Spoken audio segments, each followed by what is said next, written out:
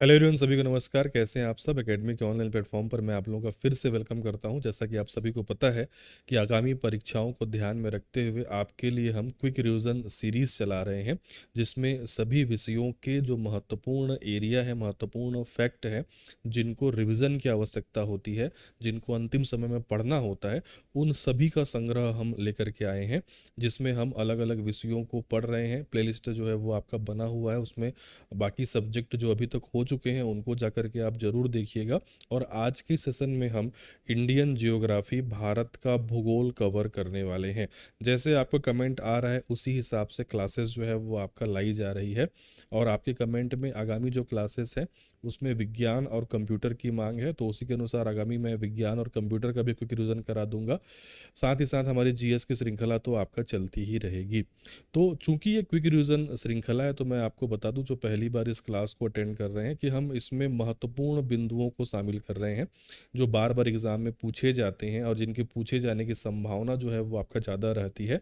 तो quick revision है तो बाकी जो मेन कोर क्लास होती है, बेसिक क्लास होती है, उसकी भांति जो है मैं यहाँ पे बृहद विस्तार नहीं कर रहा हूँ। हम इसको जो है आपका मेन फैक्ट को जो है दिमाग में बिठाने का प्रयास करेंगे। साथ ही साथ मैं इसमें विजुअल भी डाला हुआ हूँ, ताकि इमेज को देख करके उन चीज़ों को आप इमेजिन कर सको। चूंकि ये सब्जेक्ट तो जियोग्राफी का है, तो इसमें मैपिंग के माध्यम से, चित्रों के माध्यम से, इमेज के माध्यम से समझना जो है वो आपका काफ़ी ज़रूरी होता है। ठीक है, तो लगभग 1 घंटे, सवा घंटे में हम इसको पूरा का पूरा कवर करेंगे।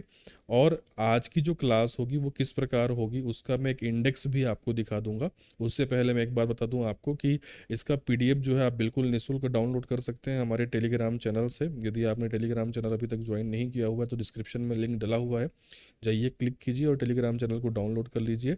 इस क्लास का भी और पिछले जितने भी क्लास हो चुके हैं उन सभी का पीडीएफ आप वहाँ से डाउनलोड कर सकते हैं। साथ ही साथ सभी आपका वर्तमान जितनी भी वैकेंसीज हैं, सभी के टारगेट कोर्स जो हैं वो आपके अवेलेबल हैं। आपका शॉर्ट टर्म कोर्स भी अवेलेबल है, बहुत ही न्यूनतम शुल्क पर ये सारी चीज़ें जो है वो हमारे द्वारा रन की जा रही हैं। ये आपको अवेलेबल होंगी हमारे एप्लीकेशन पर। एप्लीकेशन प्ले स्टोर और एप्पल स्टोर में आपको मिल जाएगा, उसका भी लिंक डिस्क्रिप्शन में डला हुआ है।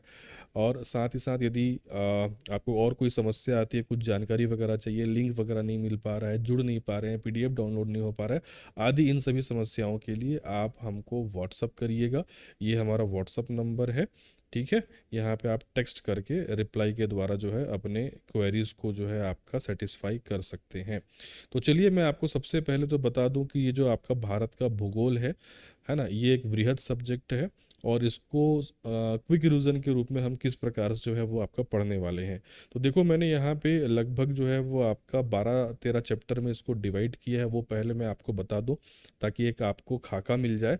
हम इसमें मुख्य रूप से सबसे पहले तो भारत का जो भौतिक भूगोल और उच्चावच है, इसके अंतर्गत भारत की स्थिति और विस्तार, साथ ही साथ पड़ोसी देश, उत्तर का पर्वतीय प्रदेश, दर्रे और प्रमुख जो है वो आपका उच्चावच। इसके अलावा प्रायद्वीपीय पठार, दक्षिण के पर्वतों के बारे में, भारत के द्वीप समूह, तटीय मैदान के बारे में जो है वो आपका पढ़ेंगे। उसके बाद हम जल निकास प्रणाली के अंतर्गत प्रमुख नदियाँ, झील या भारत में जो जल संसाधन है उनको देखेंगे। प्रमुख जो आपकी बहुउद्देशीय परियोजनाएं अर्थात जो डैम, बांध है, उनके बारे में आपको बताऊंगा। भारत की जलवायु, मानसून और प्राकृतिक आपदाओं के बारे में, मृदा के बारे में, भारतीय कृषि और प्रमुख जो कृषि क्रांतियां लाई गई हैं जिनको बार बार एग्जाम में पूछता है, उसको भी मैं यहाँ पे थोड़ा सा आपको बताने वाला हूँ। इसके अलावा पर्यावरण, पारिस्थितिक तंत्र, वन्य जीव अभ्यारण्य, राष्ट्रीय उद्यान जो भी वाइल्ड लाइफ सेंचुरी है, नेशनल पार्क है, बायोस्फीयर रिजर्व है जहाँ से बार बार क्वेश्चन बनता है, उन सभी को जो है हम इसमें जो है वो आपको कवर करेंगे। इसके बाद हम जो है वो आपका मिनरल्स की ओर जाएंगे, आर्थिक भूगोल की ओर जाएंगे, जिसमें मुख्य रूप से जो प्रमुख खनिज संपदा है, प्रमुख उद्योग हैं, ऊर्जा संसाधन है, हम उसको देखने वाले हैं। भारत एवं परिवहन और संचार के साधनों को देखेंगे, जनगणना जो है, और साथ ही साथ प्रमुख जनजातियों के बारे में अध्ययन करने वाले हैं। और अंतिम में जो विविध तथ्य होते हैं भूगोल के, है ना, जैसे कि अंतरिक्ष केंद्र, अनुसंधान केंद्र कहाँ कहाँ पे है ना, जिनको पूछा जाता है एग्जाम में, इन सभी को हम इस शॉर्ट सेशन में जो है वो आपका पूरा का पूरा कवर करेंगे। तो चलिए बिना देर किए हम क्लास की जो है वो आपका शुरुआत करते हैं। सबसे पहले भारत के क्षेत्रफल से संबंधित आंकड़े आप जान लीजिए कि क्षेत्रफल की दृष्टि से भारत का वर्ल्ड में कौन सा पोजीशन है। तो क्षेत्रफल की दृष्टि से 7वें नंबर पर आता है, 7वां पोजीशन है भारत का। और भारत का कुल क्षेत्रफल विश्व के कुल भौगोलिक क्षेत्रफल का कितना प्रतिशत है? यदि हम पूरे विश्व का क्षेत्रफल देखें और उसमें अपन भारत का क्षेत्रफल निकालें, तो भारत जो है विश्व के टोटल क्षेत्रफल का 2.42% एरिया जो है वो आपका कवर करता है। भारत का सबसे उत्तरी बिंदु कौन सा है? तो भारत का सबसे उत्तरी बिंदु है इंदिरा कॉल, जो कि आपका लद्दाख में स्थित है।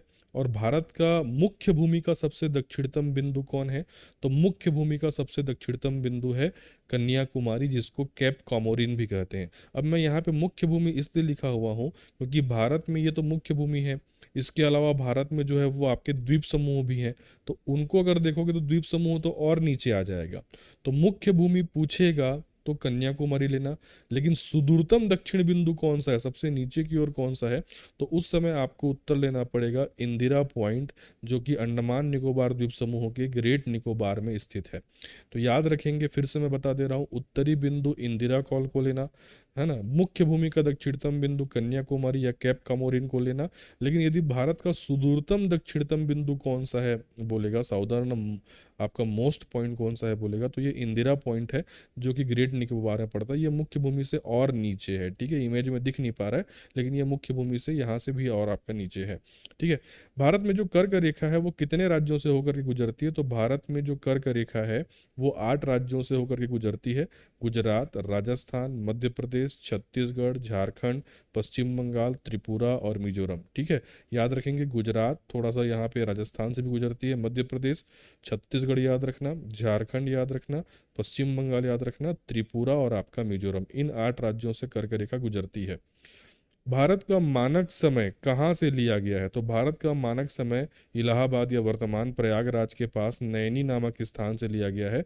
और जो भारतीय मानक समय रेखा है उसको 82.5 अंश पूर्वी देशांतर रेखा को ही कहा जाता है, ठीक है। तो भारत की मानक समय रेखा किन किन राज्यों से गुजरती है? तो भारत की मानक समय रेखा जो है वो ऐसे खड़ी गुजरेगी, तो उत्तर प्रदेश, मध्य प्रदेश, छत्तीसगढ़, उड़ीसा और आंध्र प्रदेश से गुजरता है, ठीक है। ये 3D मैप है, इसमें थोड़ा सा मिस्टेक हो सकता है, आप इसको जो है वो ध्यान देना, ठीक है। ये क्या है, आपका AI जनरेटेड है ताकि आपको अच्छे से समझ में आए। तो कई बार AI से क्या हो जाती है, गलतियां हो जाती हैं, तो जहाँ पे इमेज को ध्यान थोड़ा सा नहीं देना है वो वहाँ पे मैं आपको बता दूंगा, ठीक है। तो यूपी याद रखना, MP याद रखना, छत्तीसगढ़, उड़ीसा, आंध्र प्रदेश याद रखोगे। भारत की स्थल सीमा की कुल लंबाई कितनी है? और जल सीमा, जिसको तट रेखा भी कहते हैं, उसकी लंबाई कितनी है? तो जो स्थल सीमा है उसकी लंबाई है लगभग 15,200 किलोमीटर, ये वाला एरिया है ना, ये है आपका 15,200 किलोमीटर, ठीक है। और जो तट रेखा है, ठीक है, जिसको कोस्टल लाइन भी अपन कहते हैं, उसकी लंबाई है 6,100 किलोमीटर, ठीक है। इसमें देखो अलग अलग स्रोतों में 200-400 किलोमीटर ऊपर नीचे मिलता है, लेकिन ये मानक है जो मैं आपको बता रहा हूँ, ठीक है। तो तट रेखा की लंबाई 6100 किलोमीटर है और स्थल सीमा की लंबाई 15,200 किलोमीटर है। ऑल ओवर आप जोड़ लेना इसको, अगर ऑल ओवर तो वैसे पूछता नहीं है। द्वीपों सहित भारत की कुल तट रेखा कितनी है? तो देखो द्वीपों को भी मिला देंगे, ये जो तट रेखा है ये तो है ही ऐसा, साथ ही साथ इधर जो हमारे द्वीप समूह है उनके तट, इधर जो द्वीप समूह है उनके तट, लक्षद्वीप, अंडमान निकोबार का, तो ये हो जाएगा 7,516.6 किलोमीटर। केवल मुख्य भूमि का तट रेखा अगर देखें तो 6100 किलोमीटर होगा, और यदि हम आपका आइलैंड को भी मिला दें तो 7,516.6 किलोमीटर होगा। भारत के कितने राज्य समुद्र तट से सटे हुए हैं? तो भारत के 9 राज्य समुद्र तट से सटे हुए हैं, ठीक है। इसको मैं बता दे रहा हूँ, देखो इधर एक गुजरात है, 2 महाराष्ट्र, 3 गोवा, 4 कर्नाटक, 5 केरल, तो ये वेस्ट की तरफ 5 राज्य हैं, ठीक है। अब हम यदि ईस्ट की तरफ देखें तो वेस्ट बंगाल है, ठीक है, उड़ीसा है, आंध्र प्रदेश है, तमिलनाडु है, तो इधर 4 है, तो इधर का 5 और इधर का 4, कितना हो गया आपका 9, ठीक है। किस राज्य की तट रेखा सबसे लंबी है? तो जो गुजरात है ना, गुजरात बहुत ही कटा फटा है इस प्रकार से, इसीलिए गुजरात की तट रेखा सबसे लंबी है। ये आपका सबसे लंबी तट रेखा वाला राज्य जो है वो आपका कहलाता है। ये क्वेश्चन कई बार पूछा है। भारत की सबसे लंबी अंतर्राष्ट्रीय सीमा किस देश के साथ है? तो ये बांग्लादेश के साथ है। बांग्लादेश के साथ हमेशा हमारा सीमा विवाद रहा है, ये भी बहुत कटा फटा है। बांग्लादेश के बहुत सारे हिस्से भारत में घुस गए हैं, भारत का बहुत सारा हिस्सा बांग्लादेश में घुस गया है, इस प्रकार की संरचना है यहाँ पे। तो इसकी लंबाई 4,096 किलोमीटर है। डूरंड रेखा किन 2 देशों के बीच है? तो डूरंड रेखा देखिए, एक्चुअल में पहले डूरंड रेखा जो पहले का इंडिया था, है ना, अविभाजित जो भारत था जिसमें पाकिस्तान भी शामिल था, और जो आपका अफगानिस्तान था, इन दोनों के बीच खींचा गया था, इंडिया और अफगानिस्तान के बीच खींचा गया था। लेकिन इंडिया से फिर बाद में अलग हो गया क्या, आपका पाकिस्तान अलग हो गया। तो देखो, आपका जो डूरंड रेखा है, कुछ हिस्सा ऐसा है जिसमें डूरंड रेखा भारत और अफगानिस्तान के बीच है, और अब कुछ हिस्सा ऐसा है जो डूरंड रेखा भारत और पाकिस्तान अफगानिस्तान और पाकिस्तान के बीच है। ठीक है, तो डूरंड रेखा के लिए याद रखेंगे ये भारत अफगानिस्तान के बीच भी है और पाकिस्तान अफगानिस्तान के बीच भी है। ठीक है, मैकमोहन रेखा किन दो देशों के बीच सीमा रेखा बनाती है, तो मैकमोहन रेखा भारत और चीन के बीच जो है वो आपका सीमा रेखा बनाती है। ठीक है, आगे बढ़ते हैं। रेडक्लिफ रेखा किन दो देशों के बीच आपका सीमा रेखा बनाती है, तो भारत और पाकिस्तान के बीच जो आपकी सीमा रेखा है उसी को रेडक्लिफ रेखा कहा जाता है। पाक जलडमरू मध्य किन दो देशों को अलग करता है। अब ये पाक वर्ड से पाकिस्तान मत कर देना, पाक जलडमरू मध्य जिसको पाक स्ट्रेट कहते हैं, ये भारत और श्रीलंका को अलग करता है, याद रखिएगा। ठीक है, मन्नार की खाड़ी किन दो देशों के मध्य है, तो मन्नार की खाड़ी भी भारत और श्रीलंका के बीच स्थित है। भूमध्य रेखा के निकटतम भारतीय स्थान कौन सा है, तो भारत में अगर हम देखें तो भूमध्य रेखा के निकटतम सबसे पास क्या है, आपका इंदिरा पॉइंट। वो कैसे, अगर आपको समझ में नहीं आता हो तो मैं आपको समझा दूं। सपोज ये आपका पृथ्वी है, बीचों बीच भूमध्य रेखा गुजरती है, भारत की स्थिति जो है वो आपका कुछ इस प्रकार है, ऊपर की ओर है इस प्रकार से भारत ऐसा। ठीक है, और यहाँ पे सबसे नीचे क्या है, हमारा इंदिरा पॉइंट है, तो सबसे निकट भूमध्य रेखा कौन सा आएगा, इंदिरा पॉइंट ही आएगा। क्लियर है। भारत के किस राज्य की सीमाएं तीन देशों से मिलती हैं, तो भारत में देखो सिक्किम एक ऐसा राज्य है जो तीन देशों के साथ सीमा साझा करता है, नेपाल के साथ, भूटान के साथ, चीन के साथ। तो ये सपोज ये जो है ये आपका सिक्किम है। ठीक है, ये देखो नेपाल के साथ भी सीमा बनाता है, भूटान के साथ भी सीमा बनाता है, चीन के साथ भी सीमा बनाता है। तीन तरफ से बांग्लादेश से घिरा हुआ भारतीय राज्य कौन सा है, तो तीनों ओर से बांग्लादेश से घिरा हुआ भारतीय राज्य है त्रिपुरा। त्रिपुरा तीनों तरफ से बांग्लादेश से जो है वो आपका इस प्रकार से घिरा हुआ है। ठीक है, आगे बढ़ते हैं। भारत के कितने राज्य अंतर्राष्ट्रीय सीमा साझा करते हैं, मतलब दूसरे देशों के साथ जो है वो आपका जुड़ते हैं, तो भारत के 16 राज्य और 2 केंद्र शासित प्रदेश जो है वो अंतर्राष्ट्रीय सीमा साझा करते हैं। भारत और पाकिस्तान के बीच नियंत्रण रेखा जिसको एलओसी कहते हैं, लाइन ऑफ कंट्रोल, इसका निर्धारण कब हुआ था, तो इसका निर्धारण 1972 में शिमला समझौते के समय, मतलब उसके जस्ट बाद जो है वो आपका हुआ था। काला पानी विवाद किसके बीच है, तो काला पानी विवाद जो है भारत और नेपाल के बीच है, याद रखिएगा। नया चीज हो सकता है आपके लिए, काला पानी विवाद किसके किसके बीच है, भारत और नेपाल के बीच।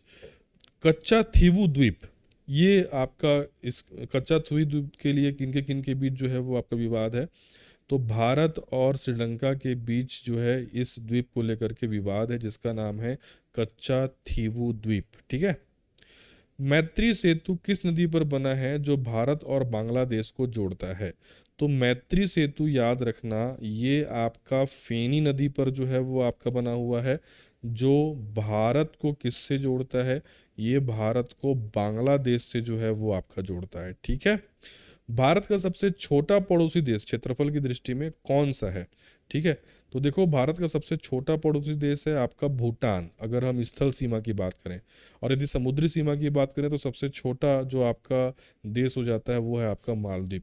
तो ये दो प्रकार के आंसर याद रखेंगे। भूटान भी क्षेत्रफल की दृष्टि से बहुत छोटा है, उसकी हमसे सीमा जो है स्थल सीमा जो है वो आपका जुड़ती है, और मालदीव भी हमारा जो है वो आपका पड़ोसी देश है, लेकिन जल सीमा के माध्यम से वो जुड़ता है, डायरेक्ट स्थल सीमा से नहीं जुड़ता। ये दोनों क्षेत्रफल की दृष्टि से छोटे देश हैं। ठीक है, भारत की सबसे पुरानी पर्वत श्रृंखला कौन सी है, बहुत चर्चा में भी रहा था क्या, आपका अरावली, और अरावली का सबसे ऊंचा जो चोटी है उसका नाम है गुरु शिखर, जिसकी ऊंचाई है 1722 मीटर। याद रखेंगे, भारत की सबसे पुरानी पर्वत श्रृंखला अरावली कहा जाता है, जिसमें गुरु शिखर जिसकी ऊंचाई 1722 मीटर है, ये सबसे ऊंचा चोटी है उसका। हिमालय पर्वत किस प्रकार का पर्वत है, कई बार पूछा है। हिमालय पर्वत जो है वो नवीन वलित पर्वत है, फोल्डेड माउंटेन जो है इसको कहा जाता है। ठीक है, भारत की सबसे ऊंची पर्वत चोटी कौन सी है, तो भारत की सबसे ऊंची पर्वत चोटी केटू या गाडविन आस्टिन है। वर्तमान में ये पीओके में है, पीओके मतलब पाक ऑक्यूपाइड कश्मीर, पाक अधिकृत कश्मीर। ठीक है। तो देखो मैं हिमालय के बारे में थोड़ा सा यहाँ पे बता दूँ कि जब आपका ये टेथिस सागर जो है वो आपका भारतीय प्लेट और यूरेशियन प्लेट के खिसकने के चलते यहाँ पे आपका वलय हुआ और ये फोल्ड के रूप में ऐसा ऊपर आपका उठा है, और ये नया है तो नवीन है, प्लस वलन से बना है अर्थात फोल्ड होकर के बना है, तो ये नवीन वलित पर्वत है। उसके बाद अगर हम भारत की सबसे ऊंची चोटी की बात करें तो भारत की सबसे ऊंची चोटी केटू है। इसको गाडविन ऑस्टिन कहते हैं। हालांकि भारत का यहाँ पे नियंत्रण नहीं है, क्योंकि ये वाला जो एरिया है वो पाकिस्तान के कब्जे में है। ठीक है। पाकिस्तान इसको जो है आज़ाद कश्मीर बोलता है। पाकिस्तान इसको क्या बोलता है? आज़ाद कश्मीर। अब भारत क्या बोलता है इसको? पाक ऑक्यूपाइड कश्मीर। हिंदी में कहें तो पाक अधिकृत कश्मीर, है ना। ये एक्चुअल में है भारत का, लेकिन ये किसके कब्जे में है? तो ये पाकिस्तान के कब्जे में है। ठीक है। चलिए, पूर्णतः भारत में स्थित सबसे ऊंची चोटी कौन सी है? अब ये जो मैंने बताया आपको केटू, ये तो पाक ऑक्यूपाइड है। और पूर्णतः भारत में जिसपे भारत का ही अधिकार है तो वो है कंचनजंगा, जो कि सिक्किम में पड़ता है। याद रखना, सिक्किम में क्या? कंचनजंगा। हिमालय का सबसे बाहरी श्रेणी को क्या कहा जाता है? शिवालिक। मतलब बाहरी मतलब सबसे नीचे की ओर, तो क्या है आपका? शिवालिक। लघु हिमालय और शिवालिक के बीच स्थित घाटियों को क्या कहते हैं?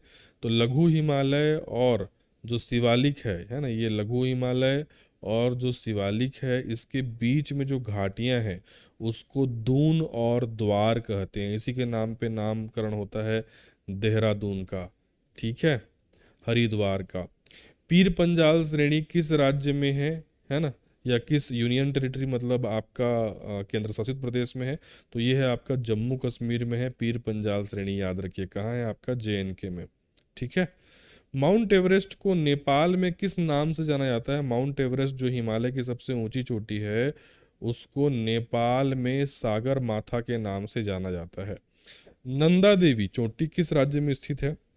तो याद रखना, नंदा देवी जो है वो आपका उत्तराखंड में है। राइट। कुल्लू घाटी किन पर्वत श्रेणियों के बीच स्थित है? तो कुल्लू जो घाटी है वो आपका धौलाधार और पीर पंजाल श्रेणी के बीच स्थित है। कुल्लू मनाली बोलते हैं ना अपन।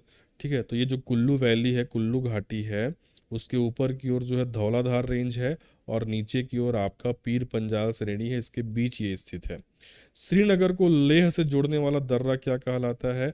इसको जोजिला पास या जोजिला दर्रा कहते हैं, जो कि श्रीनगर को जोड़ता है किससे? आपका लेह से। शिमला को तिब्बत से कौन सा दर्रा जोड़ता है? तो शिमला को तिब्बत से सिपकीला जोड़ आपका दर्रा जो है वो आपका जोड़ता है। ठीक है। सिपकीला पास जो है ये शिमला को कनेक्ट करता है किससे? तिब्बत से कनेक्ट करता है। नाथुला दर्रा किस राज्य में है? तो नाथुला दर्रा याद रखना आपका सिक्किम में है। जेलेपला दर्रा कहाँ है? जेलेपला दर्रा भी आपका सिक्किम में है। नाथुला, जेलेपला, ये सारे दर्रे जो है वो आपका सिक्किम में है। जो हमारी थ्योरी की क्लास होती है मैं उसमें दर्रों को रटने का ट्रिक भी आपको जो है आपका बता चुका हूँ। पालघाट दर्रा किन दो राज्यों को जोड़ता है? तो पालघाट दर्रा जो है वो साउथ में है, जो कि केरल को तमिलनाडु से जो है वो आपका जोड़ता है। क्या? आपका पालघाट दर्रा। ठीक है। भोर घाट और थाल घाट दर्रे कहाँ हैं? तो भोर घाट, पाल घाट, ये भी जो है आपका भारत के प्रायद्वीपीय पठार में है, जो कि पश्चिमी घाट या सह्याद्री पर्वत में जो है वो आपका स्थित है। आप सभी को पता होगा, इंडियन ज्योग्राफी मैंने आपको पढ़ाया हुआ है। ये जो आपका भारत है इसमें यहाँ जो पर्वत श्रृंखला है इसी को जो है क्या कहा जाता है? पश्चिमी घाट कहा जाता है, या इसी को जो है वो आपका सह्याद्री कहा जाता है। ठीक है। तो ये जो हमारा थाल घाट, भोर घाट है, ये पश्चिमी घाट या सह्याद्री पर्वत में जो है वो आपका स्थित है। क्लियर है। बोमडीला दर्रा कहाँ है? तो बोमडीला दर्रा अरुणाचल प्रदेश में है। याद रखिएगा, बोमडीला कहाँ है? आपका AP में, अरुणाचल प्रदेश में। ठीक है। AP मतलब आंध्र प्रदेश मत समझना, अरुणाचल प्रदेश। ठीक है। तुजु दर्रा, तुजु दर्रा भारत को किस देश से जोड़ता है? तो जो तुजु दर्रा है ये भारत को म्यांमार से जोड़ता है। म्यांमार को बर्मा के नाम से भी जानते हैं। ठीक है।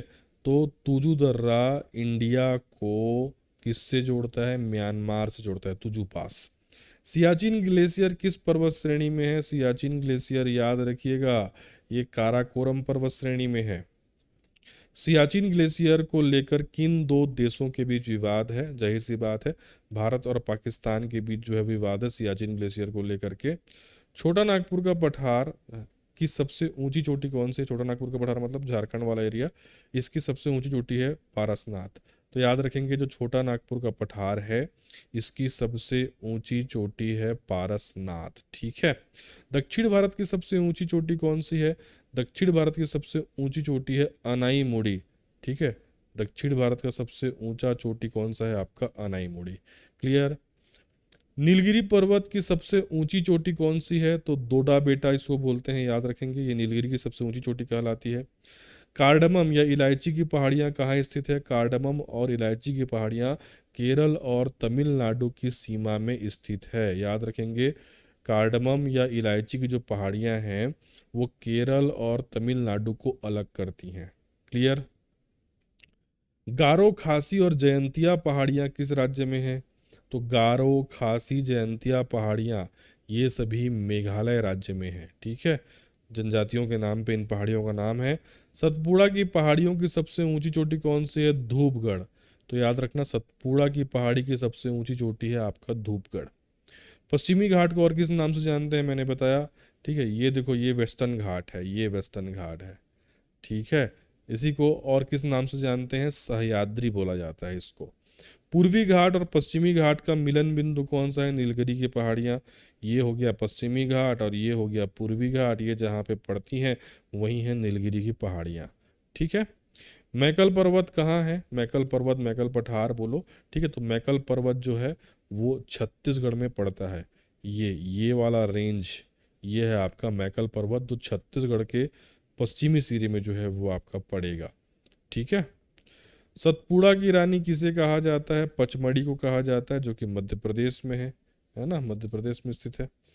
दक्षिण भारत की ऊटी किस पहाड़ी पर स्थित है? ठीक है। तो ऊटी जो आपका शहर है वो नीलगिरी की पहाड़ियों पर स्थित है। ऊटी जो कि भारत का एक हिल स्टेशन है, ये कौन सी पहाड़ियों पर स्थित है? नीलगिरी पहाड़ियों पर जो है वो आपका स्थित है। उसी प्रकार से एक पर्यटन स्थल है जिसको कोड़ाई कनाल कहा जाता है। कोड़ाई कनाल, कोड़ाई कनाल के नाम से जाना जाता है। ये पालनी की पहाड़ी पर स्थित है। इसको भी कई बार एग्जाम में जो है वो आपका पूछा गया है। ठीक है। तो ये याद रखना, कोड़ाई कनाल। ठीक है। ये भी फेमस जो है वो आपका पर्यटन स्थल है, कोडाई कनाल। ठीक है। ये किस पहाड़ी पर स्थित है? तो याद रखना ये पालनी की पहाड़ी पर स्थित है। भारत की कौन सी पर्वत श्रेणी केवल एक ही राज्य में फैली हुई है? तो ऐसा पर्वत श्रेणी है आपका अजंता पर्वत श्रेणी, जो केवल जो है वो महाराष्ट्र में फैला हुआ है। महेंद्रगिरी चोटी कहाँ स्थित है? महेंद्रगिरी चोटी जो है वो भारत के पूर्वी घाट में उड़ीसा में स्थित है। तो उड़ीसा में स्थित है, ये देखो, ये है उड़ीसा और उड़ीसा में है आपका महेंद्रगिरी पर्वत। ठीक। कुद्रेमुख चोटी किसके लिए जानी जाती है और ये कहाँ है? तो कुद्रेमुख जो है वो लौह अयस्क के लिए जाना जाता है। कुद्रेमुख जो है वो कर्नाटक में पड़ता है और ये लौह अयस्क का जो है वो आपका भंडार है। अंडमान निकोबार की सबसे ऊंची चोटी कौन सी है? तो वो है आपका सैडल पीक। सैंडल नहीं है भाई, सैडल पीक है। ठीक है। जो कि कहाँ पड़ता है? अंडमान निकोबार में। अब हम द्वीप समूह और तटीय मैदानों के बारे में थोड़ी चर्चा कर लेते हैं। अंडमान और निकोबार को कौन सा चैनल अलग करता है? ठीक है। ये है आपका अंडमान और ये है आपका निकोबार। इसमें कौन सा चैनल एक दूसरे को सेपरेट करता है? तो याद रखना 10 डिग्री चैनल अंडमान निकोबार को अलग करता है। लक्षद्वीप समूह कहाँ है? तो ये जो आपका भारत है, इस प्रकार से इधर अंडमान निकोबार है और इधर जो है वो आपका लक्षद्वीप है। तो ये अरब सागर में स्थित है। ठीक है। आप सभी जानते होंगे भारत में कि ये जो पूर्व की तरफ सागर है उसको बंगाल की खाड़ी कहा जाता है और पश्चिम की तरफ जो है उसको अरेबियन सी, अरब सागर कहा जाता है। तो अरब सागर में है अपना लक्षद्वीप आइलैंड और बंगाल के खाड़ी में है अपना अंडमान निकोबार आइलैंड। ठीक है। लक्षद्वीप में कुल कितने द्वीप हैं? ठीक है, द्वीपों का ये समूह है, इसीलिए लक्षद्वीप समूह बोला जाता है। तो यहाँ पे 36 द्वीप हैं, याद रखना लक्षद्वीप में। लक्षद्वीप की राजधानी कहाँ है? इसकी राजधानी है कवरत्ती। भारत का एकमात्र सक्रिय ज्वालामुखी कहाँ पे है? मोस्ट आईएमपी है। भारत का एकमात्र सक्रिय ज्वालामुखी है बैरन आइलैंड में, जो कि अंडमान निकोबार द्वीप में पड़ता है। व्हीलर द्वीप का नया नाम क्या है? तो व्हीलर द्वीप को जो है आपका अब्दुल कलाम द्वीप के नाम से जाना जाता है, याद रखना। व्हीलर द्वीप जहाँ पे अंतरिक्ष प्रशिक्षण और प्रक्षेपण केंद्र है, ठीक है, ये व्हीलर द्वीप जो है वो कहाँ पड़ता है? उड़ीसा में। और इसका जो है प्रशासनिक नाम अब्दुल कलाम जी के नाम पे रखा गया है। व्हीलर द्वीप को ही अब्दुल कलाम द्वीप कहा जाता है। पश्चिमी तटीय मैदान के उत्तरी भाग को क्या कहते हैं? जैसे ये पश्चिमी तटीय मैदान है, इसके उत्तर वाले पोर्शन को क्या कहते हैं? तो इस तट को कोंकण तट जो है वो आपका कहा जाता है। देखो, सबसे पहले तो गुजरात का मैदान है, फिर महाराष्ट्र और गोवा तक में जो है वो आपका कोंकण तट जो है वो आपका फैला हुआ है। फिर कर्नाटक जो है वो आपका तट है, और इधर केरल के पास जो तट होता है उसको मालाबार मालाबार तट जो है वो आपका कहा जाता है। तो ऊपर का पूछा है, तो ऊपर का जो हिस्सा है उसको कोंकण तट जो है वो आपका कहा जाता है, ठीक है। मालाबार तट किस राज्य के किनारे है? तो मैंने अभी बताया, मालाबार तट जो है वो आपका केरल राज्य के जो है वो आपका किनारे है। श्रीहरिकोटा द्वीप कहाँ है? श्रीहरिकोटा द्वीप जो है वो पुलिकट झील के पास आंध्र प्रदेश में है। तो श्रीहरिकोटा द्वीप को याद रखना, ये जो है वो पड़ता है आंध्र प्रदेश में। किस झील के पास पड़ता है? पुलिकट झील के पास जो है वो आपका पड़ता है।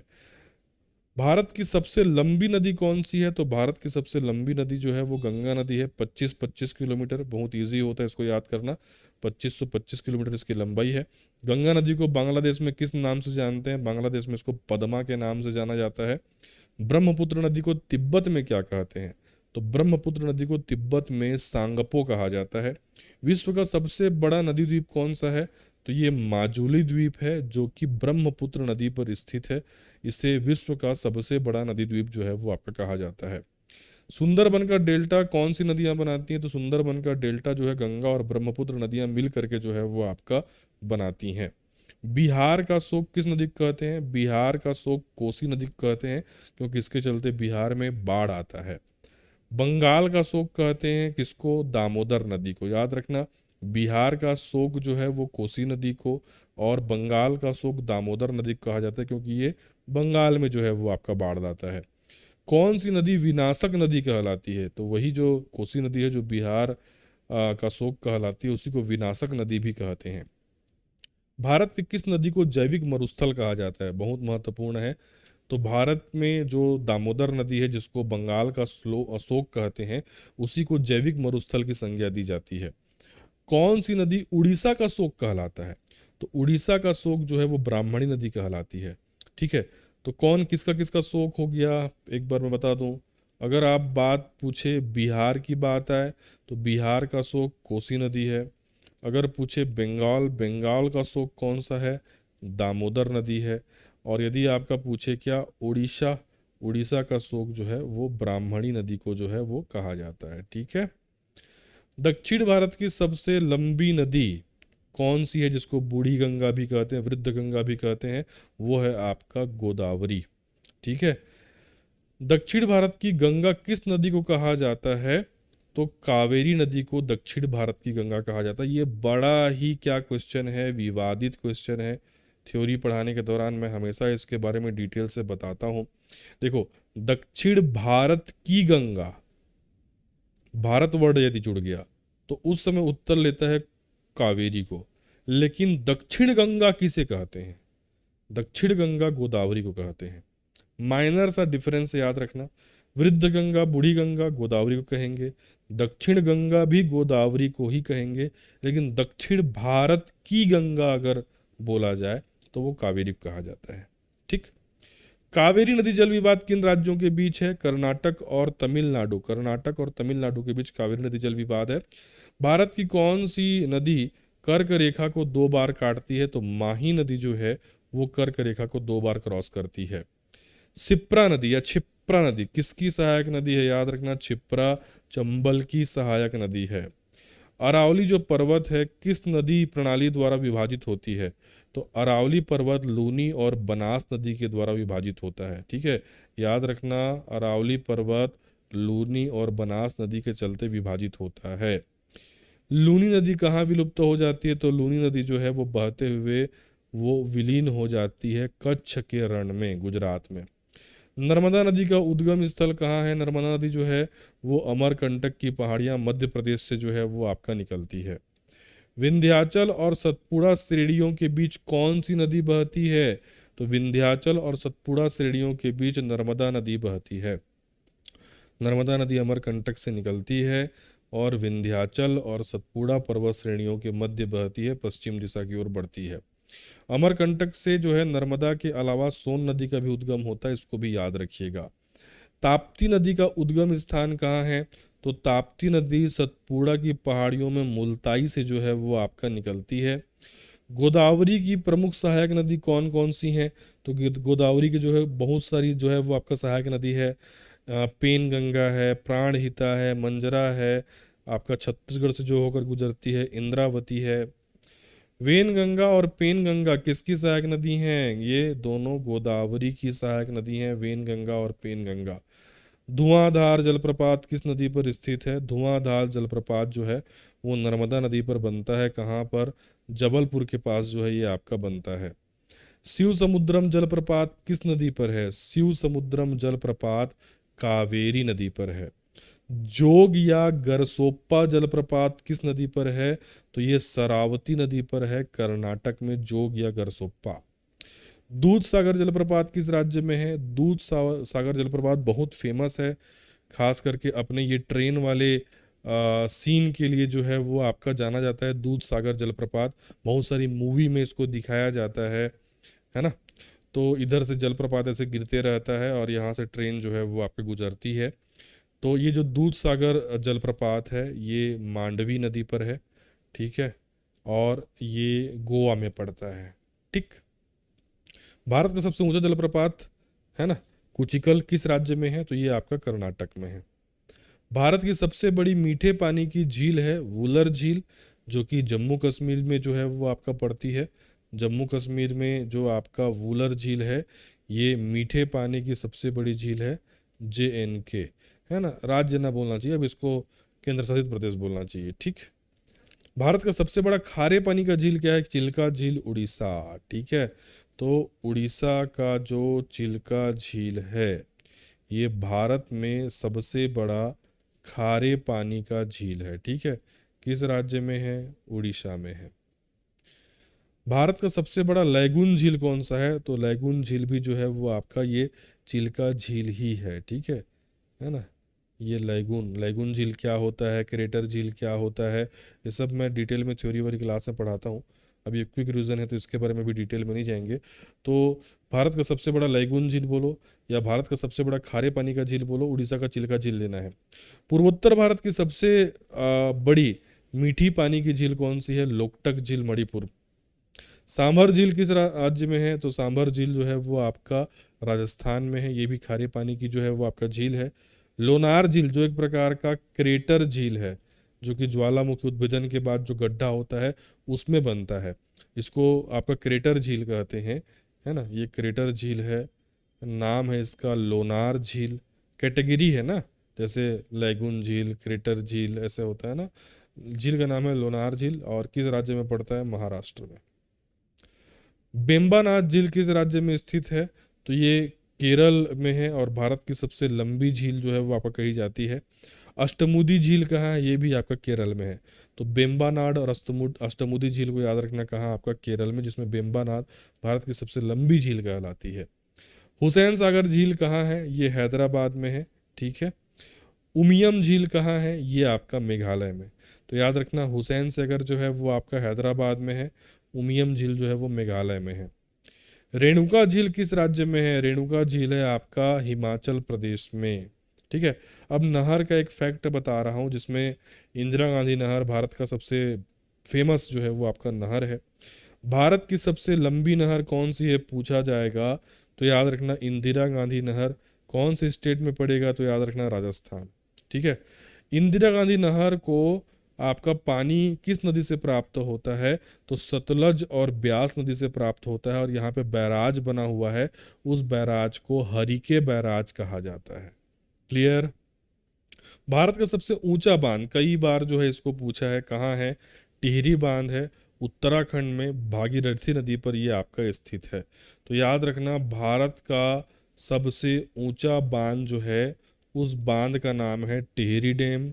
उत्तराखंड राज्य में ये पड़ता है, याद रखेंगे। और साथ ही साथ आप याद रखना कि ये जो टिहरी डैम है ये किस नदी पर है, तो ये आपका भागीरथी नदी पर जो है वो आपका स्थित है। क्लियर है? ठीक, आगे बढ़ते हैं। भारत का सबसे लंबा बांध कौन सा है? तो ये क्वेश्चन तो बहुत इजी है ना, बचपन से आप इसको जो है पढ़ते सुनते हुए आ रहे हैं कि भारत का सबसे लंबा बांध जो है वो आपका हीराकुंड डैम है। हीराकुंड डैम कहाँ पड़ेगा भाई? उड़ीसा में पड़ेगा। और किस नदी पर पड़ेगा? ये आपका महानदी पर पड़ेगा। याद रखिएगा कि जब भी किसी डैम की लेंथ की बात की जाती है तो ऑल ओवर जो परिधि है वो नहीं दिखा जाता। मेन सेक्शन जो कंक्रीट की मोटी दीवार से ऐसा बांधा जाता है, रोका जाता है, उसको जो है वो आपका मेन बांध की लेंथ कहा जाता है।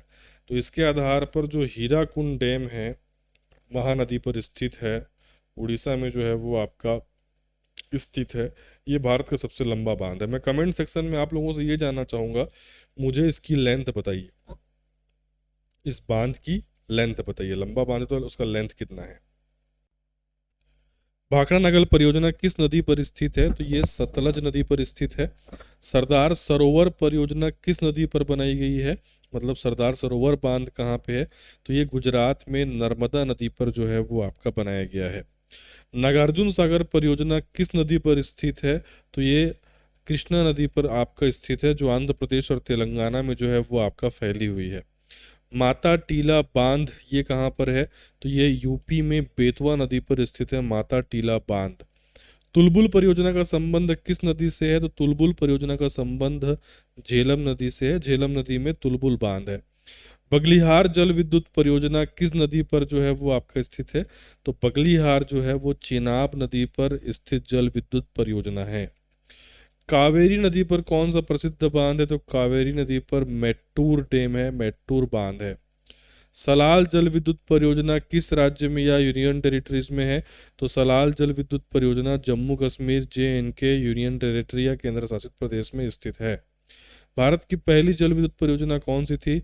ये है आपका शिव समुद्रम, जो कि 1902 में बना। आप कमेंट करके मेरे को बताना, शिव समुद्रम जो आपका बांध है ये किस नदी पर स्थित है, कमेंट करिएगा। भारत में सबसे अधिक वर्षा किस मानसून से होती है? तो दक्षिण पश्चिम मानसून से होती है। भारत में मानसून कुछ इस तरीके से टकराता है केरल के तट से, तो ये आपका साउथ हो गया, ये आपका वेस्ट हो गया, तो ये साउथ वेस्ट मानसून अर्थात दक्षिण पश्चिम मानसून कहलाता है। भारत में सबसे कम वर्षा वाला स्थान कौन सा है? तो लेह को सबसे कम वर्षा वाला स्थान माना जाता है। भारत में सबसे अधिक वर्षा कहाँ होती है? तो ये मासिनराम मेघालय में होता है। ठीक है, चेरापूंजी भी जो है सो आपका कहते हैं, तो याद रखिएगा इसको। सर्दियों में उत्तर पश्चिम भारत में वर्षा का प्रमुख कारण क्या है? तो सर्दियों या ठंडी ऋतु में जो उत्तर पश्चिम भारत में वर्षा होती है उसका कारण वेस्टर्न डिस्टरबेंस है या पश्चिमी विक्षोभ होता है।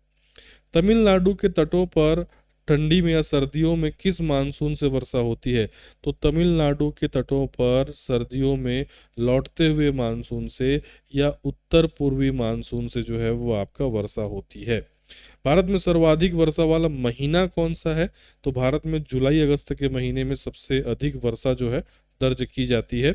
अक्टूबर नवंबर में सर्वाधिक वर्षा कहाँ पे होती है? तो तमिलनाडु के तट पर होती है, जिसको कोरोमंडल तट जो है वो आपका कहा जाता है।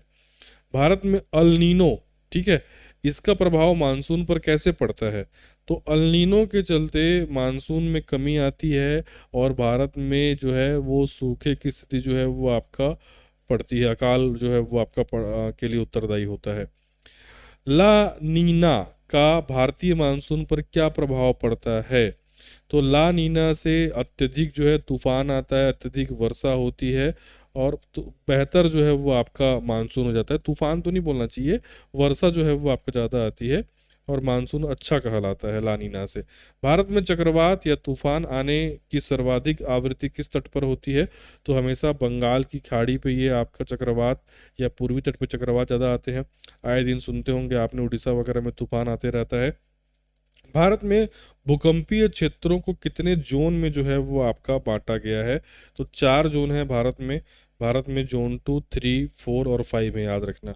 ठीक है, जोन 1 यहाँ पे नहीं है। भारत कौन कौन से जोन में आता है?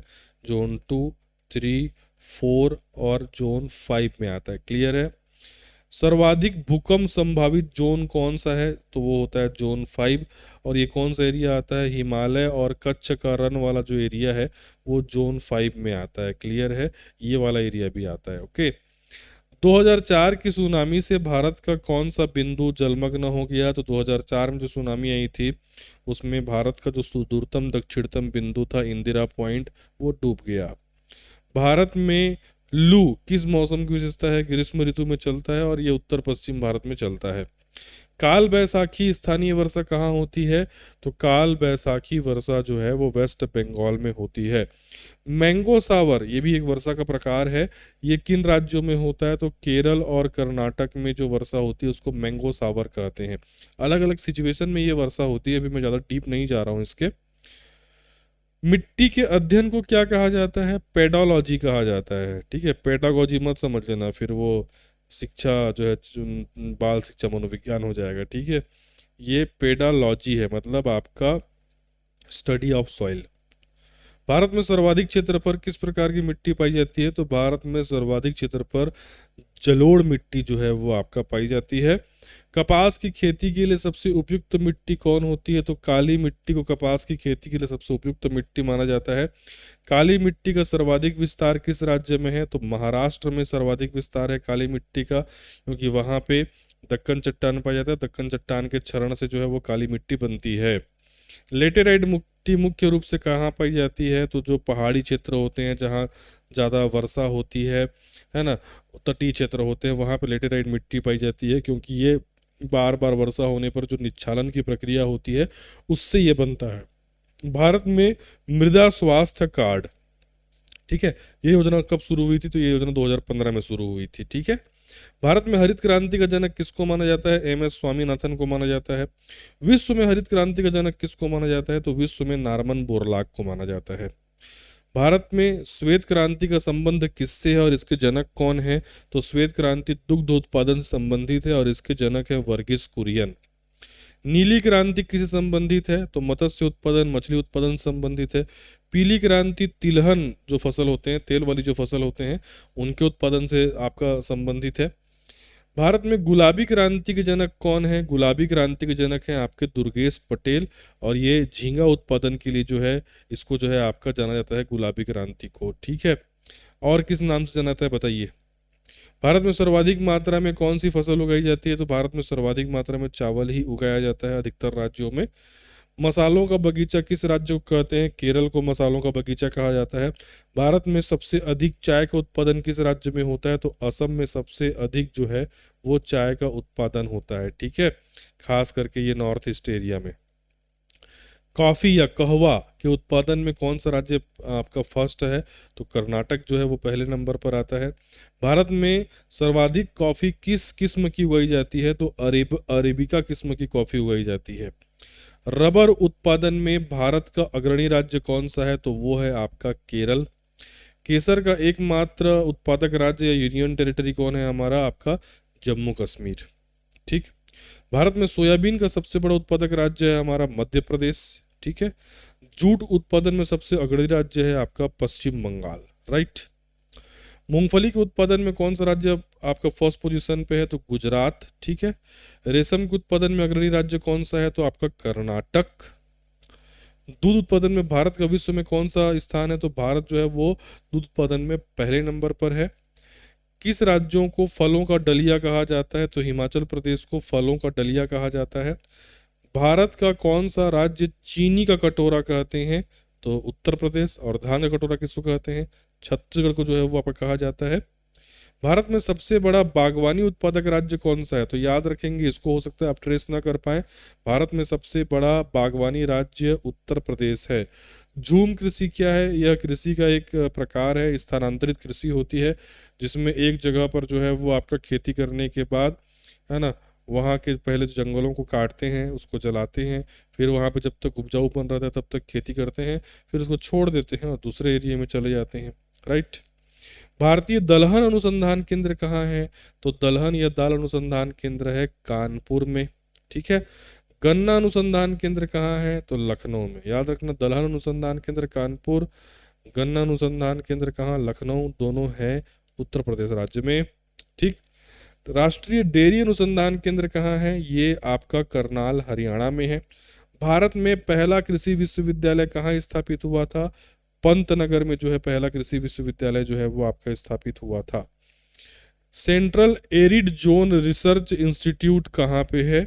जिसको काजरी कहते हैं, CAZRI, सेंट्रल, है ना, एरिड जोन रिसर्च इंस्टीट्यूट, तो ये जोधपुर में स्थित है, राजस्थान में। भारत में वनों का प्रतिशत सर्वाधिक किस राज्य में है? तो सर्वाधिक वनों का आपका परसेंटेज वाइज अगर देखें तो मिजोरम में है, लेकिन यदि हम एरिया वाइज देखें, क्षेत्रफल के आधार पर देखें, तो सर्वाधिक वन मध्य प्रदेश में आएंगे, ठीक है।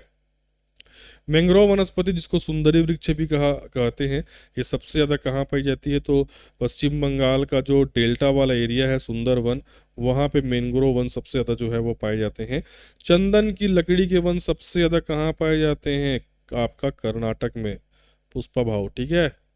भारतीय वन अनुसंधान कहाँ पर स्थित है? तो देहरादून में जो है वो आपका स्थित है भारतीय वन अनुसंधान, ठीक। भारत में कितने जैव विविधता हॉट स्पॉट है? बायोडायवर्सिटी हॉट स्पॉट कितने हैं? तो भारत में 4 बायोडायवर्सिटी जो है वो आपका हॉट स्पॉट है। एक तो हमारा हिमालय वाला जो है जोन है, एक आपका पश्चिमी घाट है, एक इंडो बर्मा वाला एरिया है, और एक आपका सुंडा लैंड है, ठीक है, इधर अंडमान निकोबार में, ठीक। भारत का पहला जैव मंडल आरक्षित क्षेत्र, मतलब भारत का पहला बायोस्फीयर रिजर्व कौन है? तो नीलगिरी को जो है वो भारत का पहला बायोस्फीयर रिजर्व बनाया गया था 1986 में, ठीक। भारत में कुल कितने जैव मंडल आरक्षित क्षेत्र हैं? तो वर्तमान में भारत में 18 बायोस्फीयर रिजर्व हैं।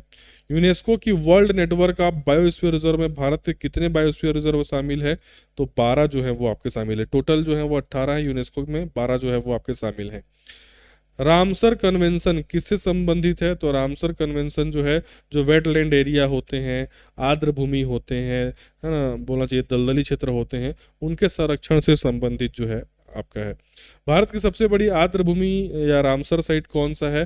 तो वो है आपका सुंदरबन, आपका पश्चिम बंगाल को भारत का सबसे बड़ा आपका रामसर साइट कहा जाता है, ठीक है। अभी हाल ही में छत्तीसगढ़ में एक नया रामसर साइट जो है वो आपका स्पॉट किया गया है, आप कमेंट करके बताना। भारत की सबसे छोटी आर्द्रभूमि साइट कौन सी है? तो रेणुका झील है, जो कि आपका हिमाचल प्रदेश में पड़ता है। ये सबसे छोटा आपका बोलना चाहिए कि आर्द्रभूमि साइट है, ठीक है, वेटलैंड साइट है। और सबसे बड़ा कौन सा है? तो सुंदरबन, ओके। ओजोन परत को मापने की इकाई क्या होती है? ओजोन परत को डॉप्सन यूनिट से जो है वो आपका मापा जाता है। मुझे कमेंट करके ये बताइएगा, जो अलग अलग मंडल हैं, ठीक है, इंग्लिश में कहें ट्रोपोस्फियर, स्ट्रेटोस्फियर, मिजोस्फियर, थर्मोस्फियर, ये जो ओजोन परत होता है ना, ये कौन से मंडल में होता है, ठीक। राष्ट्रीय हरित अधिकरण NGT का मुख्यालय कहाँ है? तो NGT का मुख्यालय जो है वो नई दिल्ली में है, नेशनल ग्रीन ट्रिब्यूनल का। चिपको आंदोलन किससे संबंधित था? चिपको आंदोलन वनों के संरक्षण के लिए संबंधित था। इसके प्रणेता सुंदरलाल बहुगुणा जी वो आपको कहे जाते हैं। शांत घाटी, साइलेंट वैली कहाँ पे है? तो ये केरल में स्थित है। याद रखना, कई बार पूछा है इसको, साइलेंट वैली कहाँ है? आपका केरल में। जबकि फ्लावर वैली कहाँ है? तो उत्तराखंड में, कंफ्यूज मत होना। फूलों की घाटी उत्तराखंड में है और शांत घाटी केरल में है। भारत में पारिस्थितिकी का जनक किसे माना जाता है? तो रामदेव मिश्रा जी को पारिस्थितिकी का जनक जो है वो आपका माना जाता है। क्लियर है? प्रोजेक्ट टाइगर की शुरुआत भारत में कब से हुई? 1973 में जो है 1973 से भारत में प्रोजेक्ट टाइगर की शुरुआत हुई, और 1992 से, है ना, एलिफेंट जो आपका प्रोजेक्ट है उसकी शुरुआत हुई। 73 में टाइगर, 73 में टाइगर को प्रोजेक्ट बनाया गया, मतलब टाइगर रिजर्व की शुरुआत या प्रोजेक्ट टाइगर की शुरुआत हुई, और 92 में एलिफेंट के लिए प्रयास किया गया। भारत का राष्ट्रीय जलीय जीव किसको कहा जाता है? जो गैंगेटिक डॉल्फिन है, गंगा नदी पर जो डॉल्फिन पाए जाते हैं, उसको भारत का राष्ट्रीय जलीय जीव घोषित किया गया है।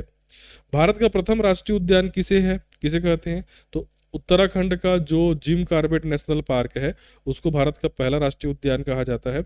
काजीरंगा राष्ट्रीय उद्यान किसके लिए प्रसिद्ध है? एक सींग वाले गैंडे के लिए जो है वो आपका प्रसिद्ध है, जो कि ये असम में पड़ता है, ठीक है। गिर राष्ट्रीय उद्यान किस जानवर के लिए प्रसिद्ध है? तो गिर राष्ट्रीय उद्यान गुजरात में पड़ता है और ये एशियाटिक लायन, एशियाई शेर के लिए जाना जाता है। केवलादेव घाना पक्षी विहार कहाँ स्थित है? तो ये राजस्थान के भरतपुर में स्थित है केवलादेव पक्षी विहार। ठीक है, केवलादेव घाना पक्षी विहार। कान्हा किस लिए राष्ट्रीय उद्यान किस राज्य में है? फेमस है, मध्य प्रदेश में स्थित है। मानस वन्य जीव अभ्यारण्य, अब वाइल्ड लाइफ सेंचुरीज की बात हो रही है। मानस जो वन्य जीव अभ्यारण्य है, वाइल्ड लाइफ सेंचुरी है, ये कहाँ पे स्थित है? ये असम में स्थित है। पेरियार आपका जो वाइल्ड लाइफ सेंचुरी है, ये किसके लिए फेमस है? हाथियों के लिए, ये केरल में है। याद रखना, मानस वाइल्ड लाइफ सेंचुरी असम में है, Periyar wild life sanctuary Kerala में है, जो कि हाथियों के लिए जाना जाता है। दुधवा राष्ट्रीय उद्यान किस राज्य में है? नेशनल पार्क की बात हो रही है। दुधवा राष्ट्रीय उद्यान यूपी में है, उत्तर प्रदेश में। भारत में सर्वाधिक राष्ट्रीय उद्यान किस राज्य में है? तो मध्य प्रदेश में सबसे ज्यादा राष्ट्रीय उद्यान है, क्योंकि जाहिर सी बात है भाई, मध्य प्रदेश में जो फॉरेस्ट एरिया है वो सबसे ज्यादा है, तो ज्यादा नेशनल पार्क अभी कहाँ पे होंगे? आपका मध्य प्रदेश में होंगे। सिमलीपाल टाइगर रिजर्व किस राज्य में है? तो सिमलीपाल टाइगर रिजर्व उड़ीसा में है। क्लियर। तैरता हुआ राष्ट्रीय उद्यान किबुल लाम जाओ, ये कहाँ है? लोकटक झील में है। मुझे स्टेट बताना, स्टेट कमेंट करके बताओ लोकटक झील किस स्टेट में है, जिसको तैरता हुआ लोकटक झील जिसमें तैरता हुआ राष्ट्रीय उद्यान किबुल लामजाओ है, ये कहाँ है, कौन से स्टेट में है? भारत में सबसे अधिक कोयला कहाँ पाया जाता है? तो सबसे अधिक कोयला झारखंड और आपका छत्तीसगढ़ में पाया जाता है, क्योंकि कोयला प्राप्ति के लिए जो मेन चट्टान है गोंडवाना, और वो इन्हीं दोनों स्टेट में सबसे ज़्यादा जो है वो आपका पाई जाती है। झरिया जो कोल माइंस है वो कहाँ पड़ता है? झस झरिया, झस झारखंड, याद रखना। ठीक है, झरिया कोल माइंस कहाँ है? आपका झारखंड में। आगे बढ़ते हैं। पेट्रोलियम भंडार एवं शोधन, भारत का प्रथम तेल शोधन संयंत्र कहाँ स्थापित किया गया? असम के डिगबोई में 1901 में। ये भी कई बार जो है वो पूछा गया है। अंकलेश्वर जो आपका पेट्रोलियम भंडार है, ये गुजरात में है, याद रखना। पन्ना मध्य प्रदेश में है, किसके लिए जानी जाती है? हीरो के लिए जानी जाती है, हीरो की खाने हैं यहाँ पे मध्य प्रदेश के पन्ना में। भारत में स्वर्ण या सोना सबसे अधिक उत्पादन कहाँ होता है? तो कर्नाटक के कोलार माइंस में सबसे ज़्यादा उत्पादित होता है। भारत में स्वर्ण की खदानें कहाँ हैं? मुख्य रूप से कर्नाटक ही मेन है, जहाँ कोलार माइंस, हट्टी माइंस, कोलार और हट्टी फेमस है इसके लिए कर्नाटक के। राजस्थान का खेतड़ी फेमस है आपका तांबा के लिए। क्लियर है। जादूगोड़ा की खाने किस खनिज के लिए जानी जाती है? जादूगोड़ा जो है ये यूरेनियम के लिए जो है वो आपका जाना जाता है। कहाँ है जादूगोड़ा? बताओ, स्टेट बताना मेरे को, कमेंट करना। कुद्रेमुख बता चुका हूँ, कुद्रेमुख जाना जाता है आपका लौह अयस्क के लिए, कर्नाटक में है। देखो, कर्नाटक में जो कुद्रेमुख है वो लौह अयस्क के लिए जाना जाता है, और कर्नाटक में जो कोलार माइंस हैं, हट्टी माइंस हैं, ये गोल्ड के लिए जाना जाता है। क्लियर। भारत में सर्वाधिक लोहा उत्पादन करने वाला राज्य है उड़ीसा, याद रखिएगा, सर्वाधिक लोहा उत्पादन करने वाला राज्य उड़ीसा। ठीक है।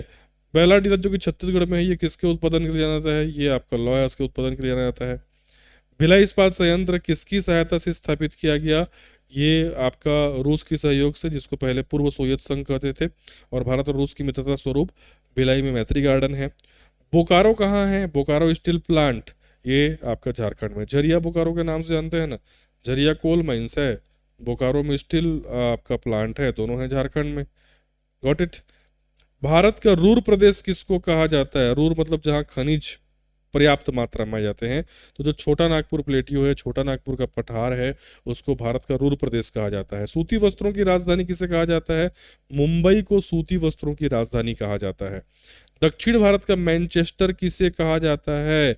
कोयम्बटूर को दक्षिण भारत का मैनचेस्टर कहते हैं, और उत्तर भारत का मैनचेस्टर कानपुर को कहा जाता है। वेरी वेरी आईएमपी याद रखेंगे, उत्तर भारत का मैनचेस्टर है कानपुर, दक्षिण भारत का मैनचेस्टर है आपका कोयम्बटूर। ठीक है।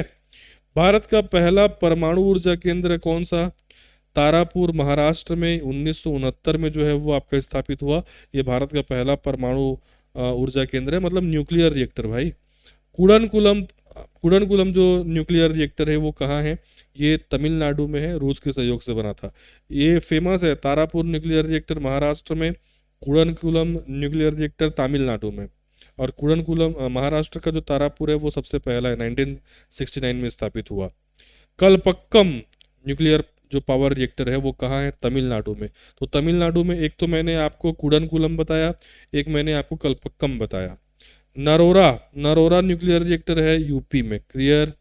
ठीक है, यूपी याद रखेंगे, यूपी।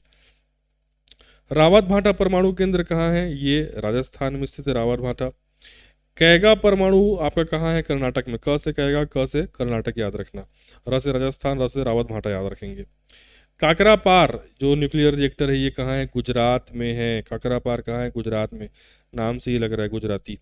भारत में थोरियम का सबसे बड़ा भंडार कहाँ है? तो केरल का जो समुद्री तट में जो बालू पाई जाती हैं उसमें थोरियम का सबसे बड़ा भंडार है। भारत का सबसे बड़ा सौर ऊर्जा संयंत्र कहाँ है?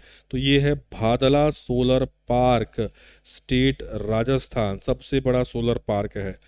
भारत की पहली सौर ऊर्जा से चलने वाली नाव का नाम क्या है? तो वो है आदित्य, जो पूर्णतः सौर ऊर्जा से चलती है।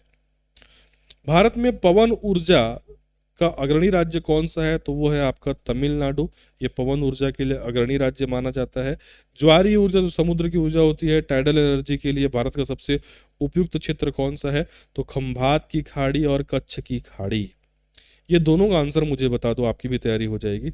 ठीक है, मुझे तो पता है, आप बताओ खंभात की खाड़ी कहाँ पे है और कच्छ की खाड़ी कहाँ पे? वैसे इमेज में दिख रहा है ये। ठीक है। भारत का सबसे लंबा जो नेशनल हाईवे है वो कौन सा है? NH44, जो श्रीनगर को कन्याकुमारी से कनेक्ट करता है। स्वर्णिम चतुर्भुज जो योजना है वो किससे संबंधित है? नेशनल हाईवे के विकास से संबंधित स्वर्णिम चतुर्भुज योजना। राष्ट्रीय राजमार्गों को चौराहा किसे कहा जाता है? नेशनल हाईवे का चौराहा के नाम से जाना जाता है कानपुर। उत्तर दक्षिण और पूर्व पश्चिम गलियारे कहाँ पे मिलते हैं? तो ये झांसी में मिलते हैं। ठीक है। भारत में पहली रेलगाड़ी कब चली, कहाँ से कहाँ तक चली? तो ये 16 अप्रैल 1853 को चली, मुंबई से थाने। मुंबई से थाने 16 अप्रैल 1853 को। ठीक है। छत्तीसगढ़ में पहली रेल कब और कहाँ से कहाँ चली, ये भी बताओ मेरे को, कमेंट करिएगा। भारतीय रेलवे का मुख्यालय कहाँ है? नई दिल्ली में है। ठीक है। भारत की पहली कारपोरेट ट्रेन कौन सी है? तेजस, याद रखना, तेजस एक्सप्रेस पहली कारपोरेट ट्रेन। बोगी बिल पुल, बोगी बिल पुल किस नदी पर है? तो ये बोगी बिल पुल जो है आपका ब्रह्मपुत्र नदी पर है ना, असम में स्थित है और भारत का सबसे लंबा रेल प्लस सड़क पुल है, दोनों है इसमें। ठीक है। अटल टनल कौन से दर्रे पर स्थित है? जो तो रोहतांग पास है, रोहतांग दर्रा है, उसी में अटल टनल है, स्टेट है हिमाचल प्रदेश। राष्ट्रीय जल मार्ग जिसको अपन NW बोलते हैं, वन, ये कहाँ तक थे? तो ये प्रयागराज से हल्दिया तक है। ठीक है, प्रयागराज मतलब इलाहाबाद से हल्दिया तक जो है ये आपका है जो नेशनल वाटरवेज वन है। ठीक है। भारत का सबसे बड़ा बंदरगाह कौन सा है? भारत का सबसे बड़ा बंदरगाह, सबसे बड़ा पोर्ट है मुंबई। भारत का पहला कृत्रिम बंदरगाह कौन सा है? याद रखना, भारत का पहला कृत्रिम बंदरगाह है चेन्नई। जवाहरलाल नेहरू, ठीक है, ये बंदरगाह कहाँ पे स्थित है? जिसको भारत का न्यावा सेवा भी कहा जाता है, ये महाराष्ट्र में स्थित है। JNPT के नाम से इसको जानते हैं। ठीक है। कांडला बंदरगाह जो कि भारत का एकमात्र ज्वारीय बंदरगाह है, ये किस राज्य में स्थित है? तो ये गुजरात में स्थित है, कांडला बंदरगाह। पारादीप जो पोर्ट है कहाँ है? जाहिर सी बात है, पारादीप फेमस है, उड़ीसा में है। भारत का सबसे गहरा बंदरगाह कौन सा है? तो विशाखापट्टनम बंदरगाह को भारत का सबसे गहरा बंदरगाह कहा जाता है। ठीक है। एशिया का पहला निर्यात प्रसंस्करण क्षेत्र EPZ, आपने SEZ सुना होगा, स्पेशल इकोनॉमिक जोन, वो अलग है, ये EPZ है, EPZ। ठीक है, मतलब एक्सपोर्ट, और P फॉर क्या हो जाएगा? प्रोसेसिंग, और Z फॉर जोन। ठीक है, निर्यात प्रसंस्करण जोन, ये 1965 में कांडला बंदरगाह में जो है वो आपका स्थापित किया गया था। ठीक है। भारत का सबसे बड़ा जनजातीय समूह कौन सा है? तो भारत का सबसे बड़ा जनजातीय समूह है भील, दूसरे नंबर पर आता है गौड़। मैंने इससे पहले आई थिंक जो क्लास लिया था इंडियन कॉन्स्टी का लिया था, या फिर मैंने जियोग्राफी तो अभी ले रहा हूँ, किसी भी क्लास में मैंने बोला था कि भारत का सबसे बड़ा जनजातीय समूह है गौड़। ठीक है। अब इसमें देखो अलग अलग स्रोतों में अलग अलग मिलता है, किसी में गोंड मिलता है, किसी में भील मिलता है। लेकिन अगर आप 2011 की जनगणना को आधार बनाएंगे तो भील उसमें पहले नंबर पर है और गोंड उसमें जो है वो आपका दूसरे नंबर पर है। मुख्य रूप से गोंड जो है वो एमपी और सीजी में सबसे ज़्यादा है, मध्य भारत में सबसे ज़्यादा है। तो ये डेटा अपडेट कर लेना, ठीक है। गोंड जनजाति का मुख्य निवास मध्य प्रदेश, छत्तीसगढ़, आंध्र प्रदेश में है, ठीक है। मध्य प्रदेश में, छत्तीसगढ़ में, आंध्र प्रदेश में है। टोडा जनजाति कहाँ पाई जाती है? तो टोडा जनजाति तमिलनाडु के नीलगिरी की पहाड़ियों में पाई जाती है, ठीक है। थारू जनजाति मुख्य रूप से कहाँ पाई जाती है? तो थारू जनजाति उत्तर प्रदेश का जो तराई क्षेत्र है और उत्तराखंड का जो तराई क्षेत्र है, पहले वैसे यूपी और यूके मतलब उत्तर प्रदेश और उत्तराखंड एक ही स्टेट हुआ करता था, तो उसके तराई क्षेत्र में थारू जनजाति पाई जाती है। सतीश धवन अंतरिक्ष केंद्र कहाँ है? तो जो श्रीहरिकोटा द्वीप है आंध्र प्रदेश में, वहीं पर है सतीश धवन अंतरिक्ष केंद्र। इसरो है ना, भारतीय अंतरिक्ष अनुसंधान संस्थान, इंडियन स्पेस रिसर्च ऑर्गेनाइजेशन, इसका मुख्यालय कहाँ है? तो इसका मुख्यालय बंगलुरु में है, ठीक है। भारत की सिलिकॉन वैली वैली किसे कहते हैं? तो बंगलुरु को ही भारत की सिलिकॉन वैली कहा जाता है। भारत का पहला उपग्रह आर्यभट्ट कब लॉन्च किया गया? तो भारत ने अपना पहला उपग्रह आर्यभट्ट 1975 में लॉन्च किया था। थुम्बा रॉकेट लॉन्चिंग स्टेशन कहाँ पे है? तो Thumba rocket launching station Kerala में स्थित है, याद रखना। रिमोट सेंसिंग संस्थान भारत में कहाँ पर है? तो देहरादून में रिमोट सेंसिंग संस्थान है। भारत के कार्टोग्राफी मानचित्रण जो विभाग का मुख्यालय है, ये भी देहरादून में स्थित है। तो रिमोट सेंसिंग और कार्टोग्राफी दोनों का मुख्यालय देहरादून में स्थित है। छत्तीसगढ़ की जीवन रेखा किसको कहते हैं? महानदी को। भारत का धान का कटोरा किसको कहा जाता है? छत्तीसगढ़ को। भारत का हृदय प्रदेश किसको कहते हैं? मध्य प्रदेश को। भारत का कोहिनूर, याद रखना, भारत का कोहिनूर किसे कहते हैं? आंध्र प्रदेश को भारत का कोहिनूर कहा जाता है, ठीक है। Land of rising sun Bharat के किस राज्य को कहते हैं? उगते हुए सूरज का राज्य अरुणाचल प्रदेश को कहा जाता है, ठीक है। नेफा जो है नॉर्थ ईस्ट फ्रंटियर जो कहा जाता है, वो कहाँ पे स्थित है, किस राज्य में नेफा है, ठीक है। तो ये है आपका अरुणाचल प्रदेश में, ओके। पूर्वोत्तर भारत के 7 बहनों 7 सिस्टर में कौन सा राज्य जो है वो आपका शामिल नहीं है? तो पूर्वोत्तर भारत के 7 राज्यों में सिक्किम जो है वो शामिल नहीं है।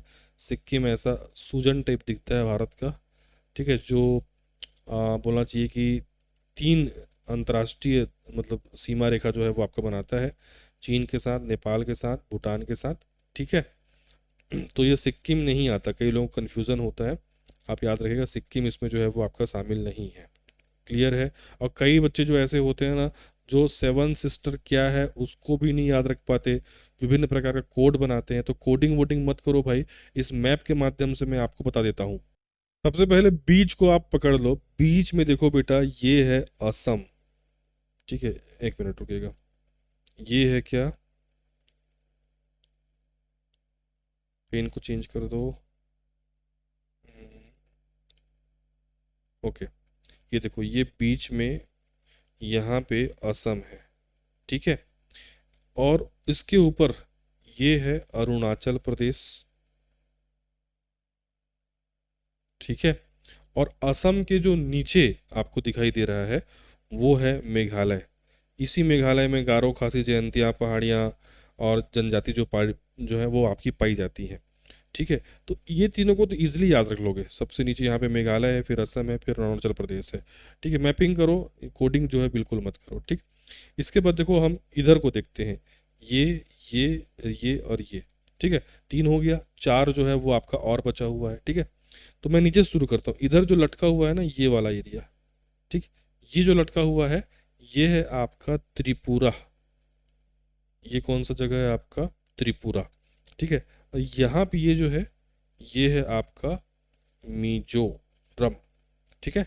इसके ऊपर ये है मणिपुर और ये है नागालैंड। चलो क्विक रिवीजन कर रहे हैं तो उसी हिसाब से हम आगे बढ़ते हैं, इसको हटाते हैं अब, ठीक है। आगे बढ़ते हैं। भारत का पहला 100% जैविक राज्य कौन सा है? सिक्किम को 100% जैविक राज्य, 100% ऑर्गेनिक स्टेट जो है वो आपका कहा जाता है। क्षेत्रफल में भारत का सबसे बड़ा राज्य कौन सा है? क्षेत्रफल की दृष्टि से राजस्थान सबसे बड़ा है। क्षेत्रफल के अनुसार सबसे छोटा राज्य कौन सा है? गोवा। राज्य पूछ रहा है ना, गोवा। क्षेत्रफल के अनुसार भारत का सबसे बड़ा केंद्र शासित प्रदेश कौन सा है? तो देखो, क्षेत्रफल के अनुसार भारत का सबसे बड़ा केंद्र शासित प्रदेश जो है वो लद्दाख है। ठीक है। क्षेत्रफल की दृष्टि से भारत का सबसे बड़ा जिला कौन सा है? तो क्षेत्रफल की दृष्टि से भारत का सबसे बड़ा जिला है कच्छ। कच्छ जिला जो गुजरात में आता है। ठीक है। और कच्छ का रण जो है वो जंगली गधों के लिए जो है वो फेमस है। ये वही स्थान है जहाँ लूनी नदी सोख ली जाती है। लूनी नदी यहाँ पे विलुप्त हो जाती है। भारत में थार मरुस्थल का विस्तार किन किन राज्यों में है? जनरली ऐसा लगता है ना कि थार का मरुस्थल जो है वो राजस्थान में है, ज़्यादातर एरिया राजस्थान में है, लेकिन इसके अलावा ये गुजरात, पंजाब और हरियाणा में भी फैली हुई है। ठीक है। सूर्य की सीधी किरणें भारत के किस शहर पर कभी नहीं पड़ती? तो सूर्य की सीधी किरणें जो है श्रीनगर में कभी नहीं पड़ती, क्योंकि ये कर्क रेखा से काफ़ी ऊपर है, तो सूर्य की किरणें हमेशा तिरछी ही पड़ेंगी यहाँ पे। ठीक है। लक्षद्वीप की भाषा क्या है? मलयालम भाषा वहाँ पे ज़्यादातर प्रयोग की जाती है। मैत्री और दक्षिण गंगोत्री शोध केंद्र कहाँ पर है? ये भारत के शोध केंद्र हैं अंटार्कटिका में। ठीक है। मैत्री और दक्षिण गंगोत्री, ठीक है, ये भारतीय शोध केंद्र हैं कहाँ? आपका ध्रुवीय क्षेत्रों में, अंटार्कटिका में। ठीक है। तो चलिए, इसी प्रकार जो है मुख्य जो बिंदु है आपका भारत के भूगोल के, हमने उसको इस क्विक रिवीजन सीरीज में जो है वो आपका कवर कर लिया। ठीक है। इस क्विक रिवीजन सीरीज का पीडीएफ आप अनिवार्य रूप से डाउनलोड कर लेना। पीडीएफ आपको हमारे टेलीग्राम चैनल पर मिलेगा। टेलीग्राम चैनल का लिंक इस वीडियो के डिस्क्रिप्शन में है, या तो डायरेक्ट आप ये क्यूआर स्कैन करो और हमारे टेलीग्राम चैनल से जुड़ जाओ, जहाँ पे आपको अभी के नोट्स और पहले के नोट्स भी आपको वहाँ पे मिल जाएंगे।